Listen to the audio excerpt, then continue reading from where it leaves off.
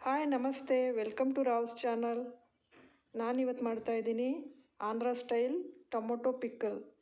ಇದು ಸ್ಟೋರ್ ಮಾಡಿ 4 to 6 ಮಂತ್ಸ್ವರೆಗೂ ಇಟ್ಕೋಬೋದು.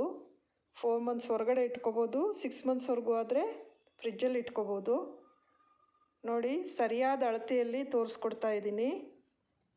ಇದೇ ಥರ ಅಳತೆಯಲ್ಲಿ ಎಲ್ಲ ಸಾಮಗ್ರಿಗಳನ್ನು ಹಾಕ್ಕೊಂಡು ಮಾಡಿದ್ರೆ ಪರ್ಫೆಕ್ಟಾಗಿ ಟೇಸ್ಟಿಯಾಗಿರುತ್ತೆ. ನಾನು 2 kg ಟೊಮೊಟೊ ತೊಗೊಂಡಿದ್ದೀನಿ, ನಾಟಿ ಟೊಮೊಟೊ.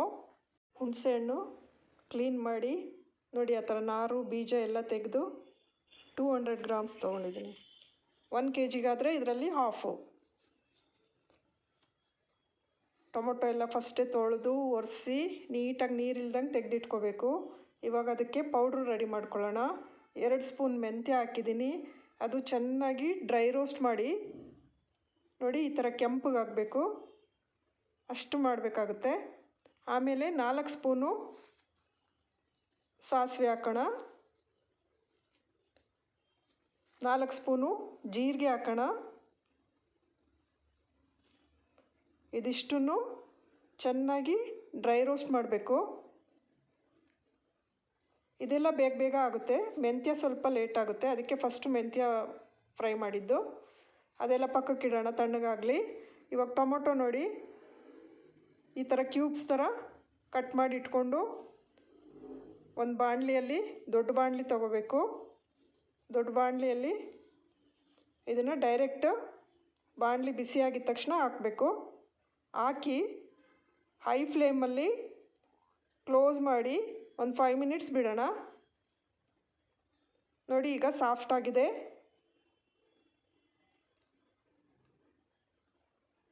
ಅದರಲ್ಲಿ ನೀರು ಬರ್ತಾನೆ ಇರುತ್ತೆ. ಇವಾಗ ಆ ನೀರನ್ನು ಅದೇ ಥರ ಡ್ರೈ ಆಗಕ್ಕೆ ಬಿಡಬೇಕು. ಇನ್ಮೇಲೆ ಮುಚ್ಚಕ್ಕೆ ಹೋಗಬೇಡಿ, ಇರಲಿ. ಇವಾಗ ರೋಸ್ಟ್ ಮಾಡಿರೋ ಮೆಂತ್ಯ, ಜೀರಿಗೆ, ಸಾಸಿವೆ ಇದನ್ನೆಲ್ಲ ಒಂದು ಮಿಕ್ಸಿ ಜಾರಿಗೆ ತೊಗೊಳ್ಳೋಣ. ದೊಡ್ಡ ಜಾರೇ ತೊಗೊಳ್ಳೋಣ. ಅದರೊಳಗಡೆ ಹುಣಸೆಹಣ್ಣು ಕ್ಲೀನಾಗಿರಬೇಕು, ಬೀಜ ನಾರು ಏನೂ ಇರಬಾರ್ದು.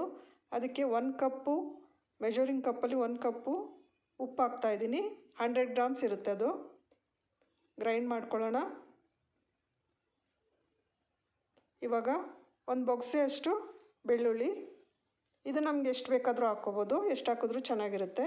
1 ಸ್ಪೂನಷ್ಟು ಹಲ್ದಿ ಪೌಡರು, 2 ಕಪ್ಪು ಅಚ್ಚ ಖಾರದ ಪುಡಿ ತೊಗೊಳ್ತಾ ಇದ್ದೀನಿ. 1 ಕಪ್ ಹಾಕಿದ್ದೀನಿ. ನೋಡಿ, ಜಾರ್ ತುಂಬೋಯ್ತು, ಸೊ ಇದರಲ್ಲಿ ಆಗೋದಿಲ್ಲ. ನಾನು 2 ಸಲ ಮಾಡ್ತಾಯಿದ್ದೀನಿ.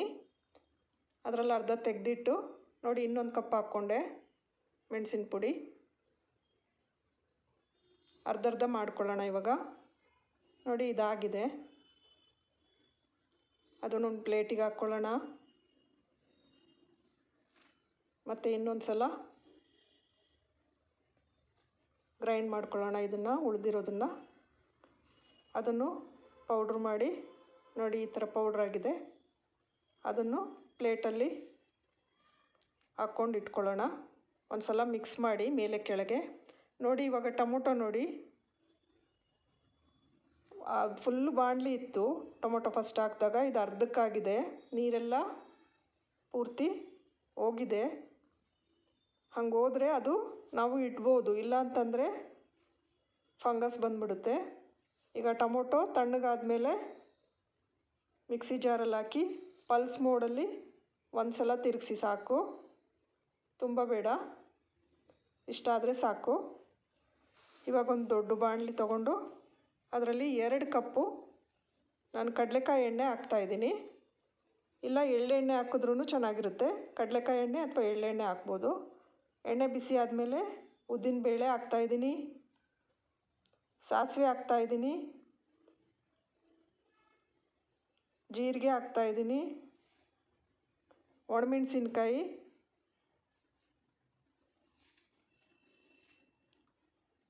ಬೆಳ್ಳುಳ್ಳಿ, ಮತ್ತೊಂದು ಬೊಗಸೆ ಬೆಳ್ಳುಳ್ಳಿ. ಏನು ಬೇಯಬೇಕು ಅಂತಿಲ್ಲ. ಕರ್ಬೇವಿನ ಸೊಪ್ಪು ಹಾಕಿ, ಹಿಂಗೆ ಹಾಕೋಣ ಒಂದು ಅರ್ಧ ಸ್ಪೂನು. ಇವಾಗ ಟೊಮೊಟೊ ಬೇಯಿಸಿಟ್ಟಿದ್ವಲ್ಲ, ಮಿಕ್ಸಿಯಲ್ಲಿ ಹಾಕ್ಕೊಂಡ್ವಲ್ಲ, ಅದನ್ನು ಹಾಕೋಣ. ಚೆನ್ನಾಗಿ ಮಿಕ್ಸ್ ಮಾಡೋಣ. ಸ್ವಲ್ಪ ಚೆನ್ನಾಗಿ ಫ್ರೈ ಆದಮೇಲೆ ಈ ಪುಡಿ ಹಾಕ್ಕೊಳ್ಬೇಕು.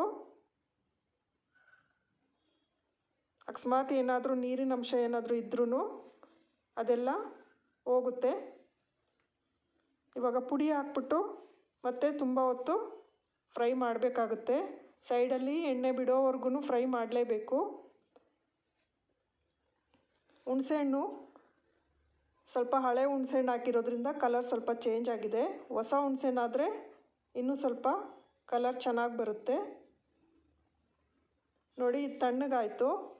ತಣ್ಣಗಾದಮೇಲೆ ನಾನು ಬಾಟ್ಲಲ್ಲಿ ಸ್ಟೋರ್ ಮಾಡ್ತಾಯಿದ್ದೀನಿ, ಏರ್ ಟೈಟ್ ಬಾಟ್ಲಲ್ಲಿ. ಹೊರಗಡೆ ಆದರೆ ಒಂದು 4 ಮಂತ್ಸ್ ಇಡ್ಬೋದು. ಫ್ರಿಡ್ಜ್ ಒಳಗಡೆ ಆದರೆ ಒಂದು 6 ಮಂತ್ಸ್ವರೆಗೂ ಇಟ್ಕೋಬೋದು. ಮೆಂಟೆಲ್ಲ ಡಿಸ್ಕ್ರಿಪ್ಷನಲ್ಲಿ ಹಾಕಿರ್ತೀನಿ, ಬೇಕಾದರೆ ಎಲ್ಲ ಚೆಕ್ ಮಾಡ್ಕೊಳ್ಳಿ. ನೋಡಿ ಇಷ್ಟಾಯಿತು 2 kg ಟೊಮೊಟೊಗೆ. ನಾನೆಲ್ಲ ಸ್ಟೋರ್ ಮಾಡಿ ಇಟ್ಕೊಂಡಿದ್ದೀನಿ. ಈಗ ಅದೇ ಬಾಣಲೆಗೆ ಸ್ವಲ್ಪ ಅನ್ನ ಹಾಕಿ ಲಾಸ್ಟಲ್ಲಿ ಕಲಸೋಣ. ಈ ಥರ ನಮ್ಮಮ್ಮ ಅವರೆಲ್ಲ ಉಪ್ಪಿನಕಾಯಿ ಮಾಡಿದಾಗ ಲಾಸ್ಟಲ್ಲಿ ಇದಕ್ಕೋಸ್ಕರ ನಾವು ಕಾಯ್ತಾ ಇರ್ತಿದ್ವಿ. ಯಾರೆಲ್ಲ ಮಿಸ್ ಮಾಡ್ತೀರಾ ಕಮೆಂಟ್ ಮಾಡಿ. Thanks for watching.